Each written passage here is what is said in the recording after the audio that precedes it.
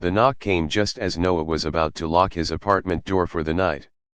When he opened it, he barely recognized the exhausted man standing under the flickering hallway light. Jacob, the same best friend who had once laughed louder than anyone else, looked like someone carrying the weight of an entire lifetime on his shoulders. His clothes were soaked from the cold autumn rain, his hands trembled, and his eyes held a silent desperation that words could barely explain. Then Jacob whispered 4 words that would change both of their lives forever. "Just one night, please. If you were standing there, staring at someone who had once been family in every way except blood, would you open the door without asking questions? Or would the pain of old betrayals make you turn the lock and walk away?" Noah and Jacob had grown up together in a quiet neighborhood outside Chicago. Their childhood was filled with basketball games on cracked driveways, fishing trips with borrowed equipment, and dreams of building successful lives. Everyone believed their friendship would last forever because they were always together. When Noah lost his father during college, Jacob became the brother who stayed beside him through every funeral, every sleepless night, and every difficult decision. Years later, when Noah finally built a stable career as an electrician, he believed nothing could ever destroy the bond they had shared since childhood. Life, however, has a strange way of changing people. Jacob lost his construction job after an economic downturn swept through the city. What started as temporary unemployment slowly became months of rejection, unpaid bills, and growing frustration. Pride kept him from asking for help. Instead, he borrowed money from the wrong people, trusted dishonest business partners, and made desperate financial choices that only pushed him deeper into trouble. Eventually he disappeared from everyone's lives, including Noah's. Calls went unanswered. Birthday messages were ignored. Rumors spread that Jacob had left town, while others claimed he was living in shelters somewhere across Illinois. Noah spent years wondering what had happened, but eventually accepted that some people simply walked away. Standing in the hallway years later, Noah felt anger fighting against compassion. He remembered every unanswered phone call, every holiday spent wondering whether his best friend was alive, and every moment he had needed Jacob but found only silence. Yet he also saw a broken man whose pride had finally collapsed. Without saying another word, Noah stepped aside. Jacob quietly entered the apartment, carrying nothing except a worn backpack that looked almost empty. That night neither of them spoke very much.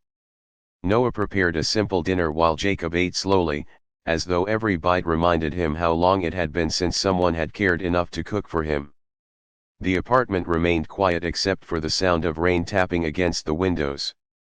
Before going to sleep on the living room couch, Jacob finally admitted that he had been homeless for nearly 8 months. He had spent nights in abandoned buildings, emergency shelters, bus stations, and sometimes simply beneath highway overpasses. Every day he searched for work, but without a permanent address or reliable transportation, every opportunity slipped away. Shame had convinced him that Noah deserved a better friend than the man he had become. The next morning Noah expected Jacob to leave after breakfast.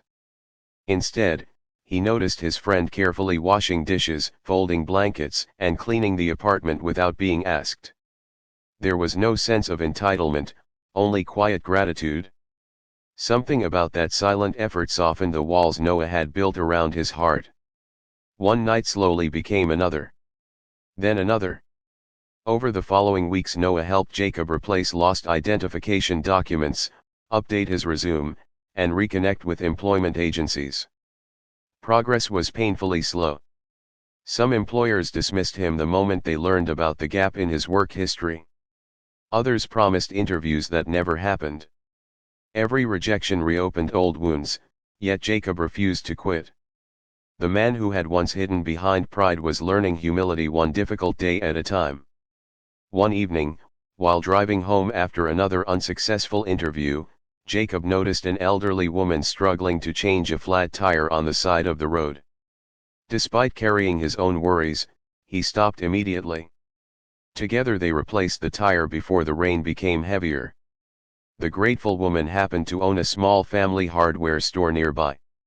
After hearing Jacob's story, she offered him a temporary position stocking shelves and helping customers.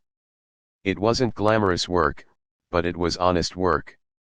Jacob accepted with tears in his eyes because someone had finally chosen to see his character instead of his past. Months passed, and life slowly began rebuilding itself. Jacob saved every paycheck, rented a modest apartment, and regained something even more valuable than financial stability. He regained his dignity.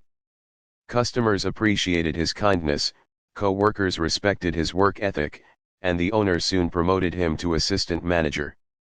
The scars of homelessness never completely disappeared, but they reminded him daily that every stranger carried battles invisible to everyone else. For Noah, the experience changed something deep within his own heart as well.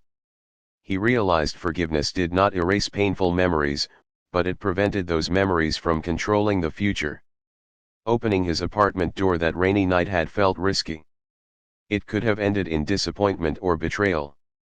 Instead, it became the beginning of redemption for two friends who both needed healing in different ways.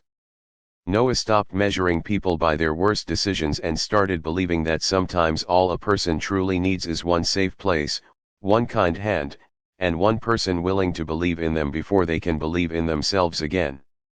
Several years later, the two friends returned to the same neighborhood where they had grown up. The cracked basketball court still stood behind the old community center. Children laughed as they chased each other across the pavement, completely unaware of how fragile life could become. Jacob watched them quietly and smiled. He knew that if Noah had closed the door that rainy night, his own story might have ended very differently.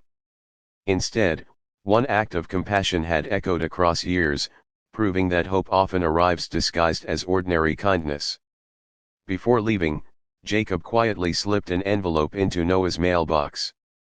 Inside was the first $20 Noah had ever lent him back in high school, along with a handwritten note thanking him not for the money, but for seeing the man he could still become when everyone else only saw the man he had been.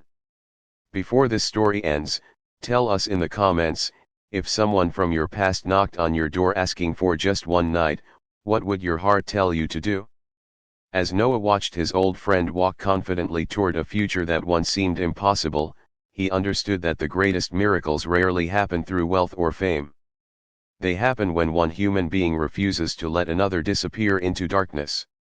Sometimes a single night of compassion becomes the first morning of an entirely new life, reminding us that second chances are not given because people deserve them perfectly, but because hope itself deserves to survive. If this story truly touched your heart, please like, comment, share, and subscribe so more people can be reminded that kindness has the power to change lives.